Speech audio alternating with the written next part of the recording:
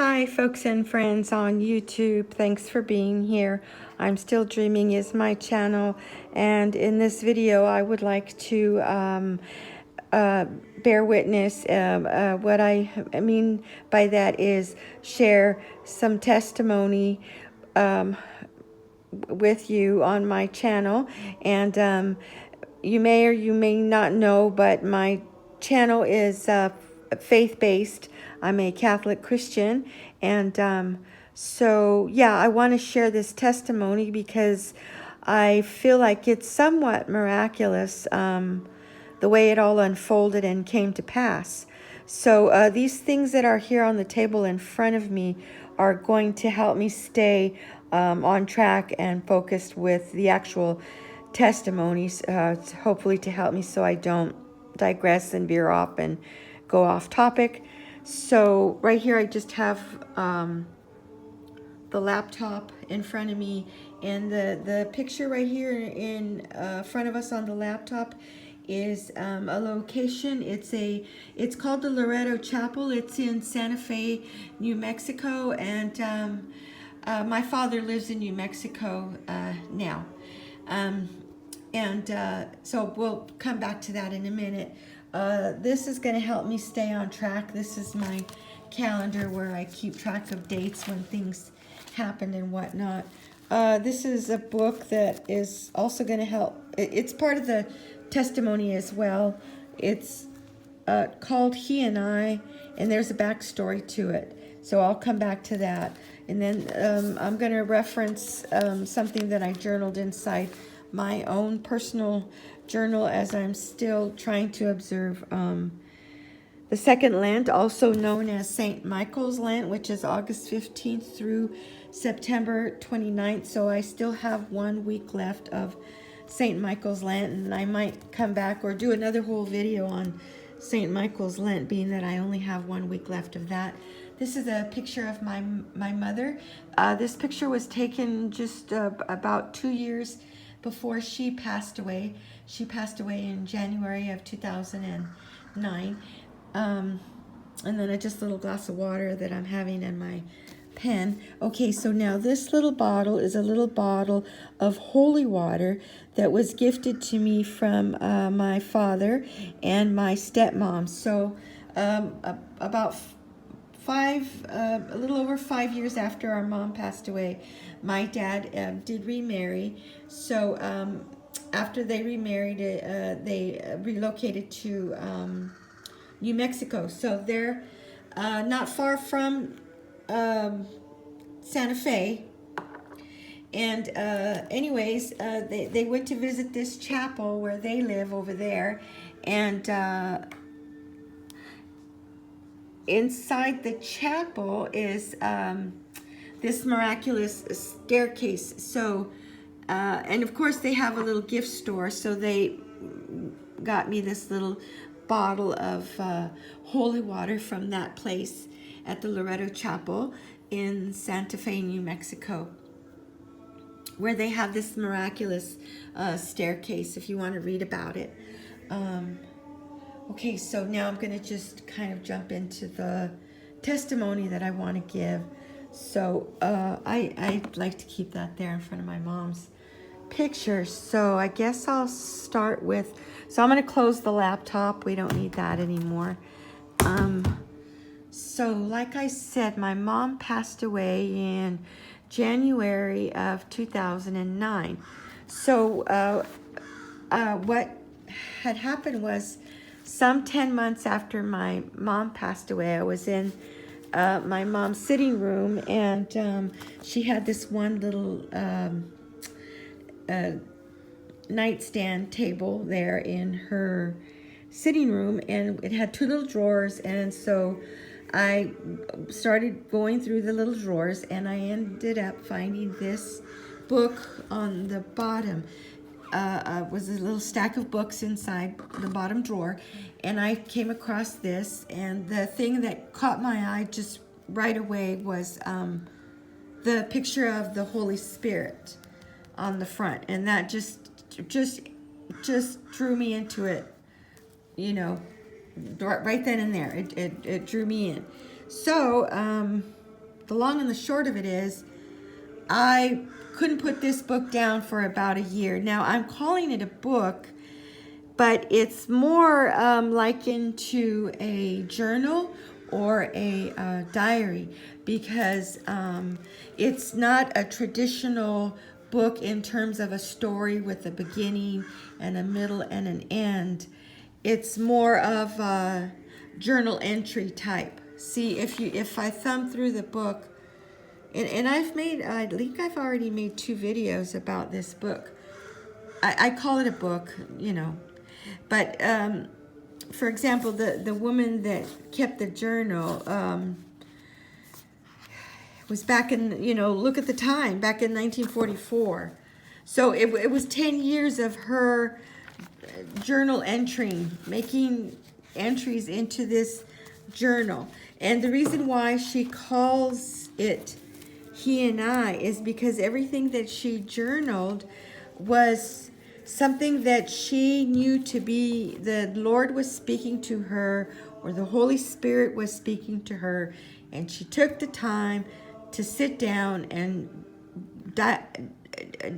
keep a diary and journal and make an entry every time. So it isn't like every single day of every month of the years that she did this, which was a period of approximately 10 years. Like, for example, if you look at this entry, see the dates, April 9th, the 16th, the 18th, the 20th, the 30th, and then it jumps to May 5th, May 8th, May 12th, and so on. Okay, so that's why it isn't so much a book with a story. It's more like reading somebody's diary or somebody's journal. Okay, so those things are going to help me to give the testimony. Okay, so here's the testimony. So I'm going to refer to my calendar. So back in June, my sister, I have 3 sisters. One of my sisters lives up north. Well, my sister that lives up north and my nephew and my niece were coming to here where we live in Southern California. We're between LA and Santa Barbara. We're in Ventura County. So they came to visit us for a few days because my other 2 sisters, each one of them having a daughter of their own, both graduating. They went to grade school and middle school together, so they were graduating together from middle school. Now they're in high school. They've started high school now. So, but anyway, this was back in June. This was back in June. So, okay, so my sister comes into town. We have the graduation day. Then a couple of days after that, we took a road trip to San Diego to visit 2 of my mother's sisters who live over there in San Diego. So what I did was I have this picture of my mom. So I got the inspiration to take my mom's picture, go and make copies of my mom's picture, and then frame the copies and give a picture to each one of my aunts, my mother's sisters. There's 3 left, but only 2 were we able to visit that road trip day when we went to San Diego. Okay, so the long and the short of it is, I had someone take the photograph of my mother to go and get 2 copies made, which that went well, no problem there. So I found 2 frames at the Dollar Tree. So I put the pictures in the frames, and then I gift wrapped each frame with a little card.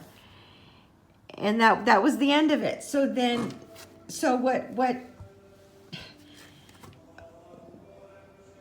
what I didn't remember doing was properly putting the original photograph of my mom in a safe place till I could get it back in the frame that I had it in, and put it back on a little table that I have in my hallway. Well, I I guess you could say I completely blanked out on doing that. Okay, so now a month later, okay, so if we're going to jump from June to July. So a month later, I had a yard sale in my front yard, and it was the middle of the week. It was the middle of the week. And I know because I made a video and I posted on my channel a yard sale that I had that week, those couple of days in the middle of July. So I was getting rid of things. I was going through closets and under the beds and cupboards here and there, and you know, all over the place, looking for stuff that I could just get rid of and either sell or give away, because I was really in a mindset of getting rid of stuff that I no longer have a need for it to be in my life, and I want to pass it on and pay it forward and be done with it and make my life simpler. That was my ultimate objective, was to do that, being that two things. I'm still going through chemotherapy for the B-cell lymphoma that I have, and probably going to be starting radiation for that in the near future. And that all that started at the beginning of the year. And 2 weeks ago, I had surgery, and I ended up having a hysterectomy, and that was 2 weeks ago. So I'm somewhat recovered from that. Okay, so now back on track with the calendar. Okay, so like I said, I had a yard sale on these days back in July, and I believed in my heart of hearts that somehow I managed to toss out my mom's picture, my original photo of my mother, which doesn't belong just to me. It belongs to me and my sisters, and my daughter and my sister's daughters. So, anyways, I kind of thought that and believed really wholeheartedly that I accidentally threw away my mom's picture. Okay, so when I realized that it wasn't where I thought it was, I looked all over. I scoured high and low all over the place, and I couldn't find it, and then so I finally did come to terms with the fact that I had accidentally, not being mindful enough, I somehow managed to throw it away, because I was putting a lot of stuff on the tables in the front for the yard sale, and I was throwing a lot of old paperwork away, and I just was positive that somehow I got that picture of my mom mixed into this old paperwork, and I just was tossing it all out, and my mom's picture got tossed out. So what I want to say is that it was pretty devastating when I realized what I had done, and I was just pretty much just crushed. I was crushed. And what I want to say is that when I was mourning the loss of the picture that I thought that I had lost, I remembered something that I had read in He and I. And so, without looking it up, I remembered what I read without looking it up. And what I remembered was in He and I, she was upset about something that she lost, and she was reflecting on that and feeling sad about it. And what the Lord told her was that during his passion, that leading up to his crucifixion, at one point they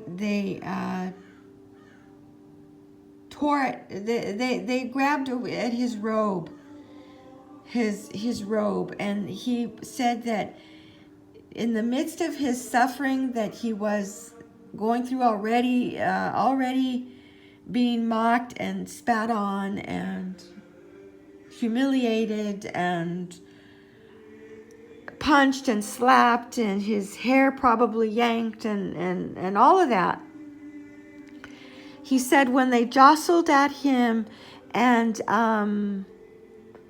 his robe became soiled, it pained him more and more because it was something that his mother gave to him.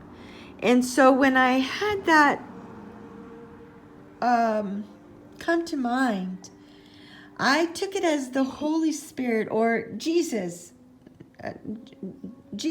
himself, Jesus, brought that to mind for me, and it was to console me. And it did console me, because I knew then that Jesus, there's no human condition that we can ever experience and go through in life that wasn't experienced by Jesus first, before us. So he understands, and he's there with our sorrow, and so is the Blessed Mother. But he consoled me in that moment. Okay, so now we're gonna, so like I said, I didn't look it up. So now moving fast forward now. Okay, so that was in July. August, August came and went. Now, this is what I want to say was that on September the 16th, which was, by the way, Charlie Kirk was killed on the 10th. 1, 2, 3, 4, 5, 6. It was on the 16th. And I was going through things in my room in a desk that I hadn't gone through in quite a while, and lo and behold, I found my mother's picture in an envelope. Now, the thing is, when I lost her picture, I was devastated, but I didn't weep. But when the Lord restored my mother's picture to me, I wept. Not only did I weep, but I wrote it down in my journal. Now, mind you, is it the most sentimental journal entry? No, it isn't. But I have a date on the 16th. On the 16th, I journaled. Now, I still write cursive. Right here on the 16th, it says, "A miraculous thing happened to me today. I found my mother's picture, the one I believed to have lost, accidentally threw it away." That's all that I journaled. Okay, so I journaled it on the 16th. And then I took a moment to see if I could find what I remembered reading a long time ago. Mind you, my mom passed away in 2009 in January. I happened to find this book about 10 months after my mom passed away. And I couldn't put it down for a year. And if you don't believe me, you see all the highlighting and the yellow highlight? I started highlighting at first. Everything that just touched me so deeply, so profoundly, so poignantly. It was like a piercing of my heart. That's how deep it was. So I started highlighting, whatever highlight marker, pink, blue, yellow, whatever. I started to highlight certain things that really just touched me very deeply, or I would underscore it, or I would tend to make I would stick pieces of paper. I would put brackets on things, little asterisks. Asterisks? How do you say that word? I can't say that word. Anyway, yeah, you see, I make little markings off to the side. Oh, this I want to share with you for sure, but in another video, I suppose. Yeah, in another video. But in this video, okay, so back to,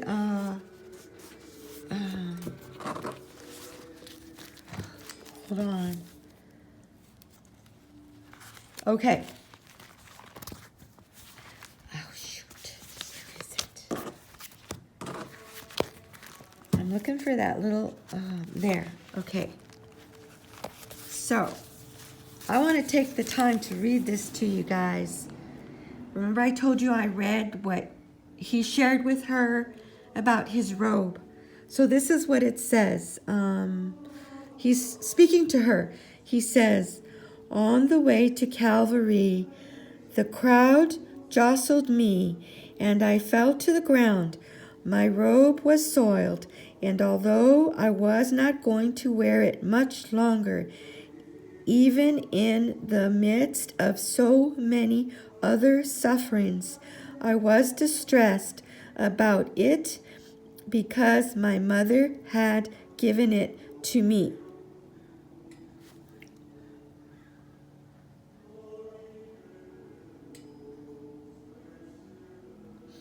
I'll go ahead and go on to read the end of it, which says, you see, I like to spare you trials because I love you, and yet at the same time, I'd like to give them to you because I love you and because I can see the reward. So I wanted to share that. Now, mind you, the thing that really stunned me about this book is there's this little faint writing here, and it says Rosa Avila, St. John's Plaza, and then a phone number.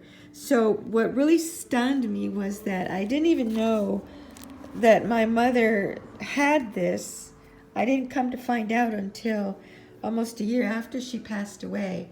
And then the thing that made it even more endearing to me was to find out that this book actually belonged to my grandmother, Rosa Avila, who was my grandmother, my mother's mother. So after my grandmother passed away, at some point in time, my mother acquired this book.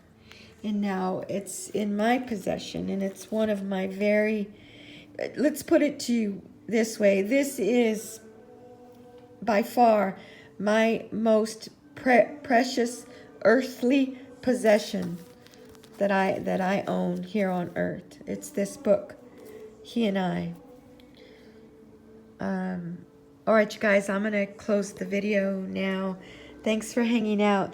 Probably my next video is going to be about St. Michael's Lent. Okay, bye. Thanks for hanging out. Bye now.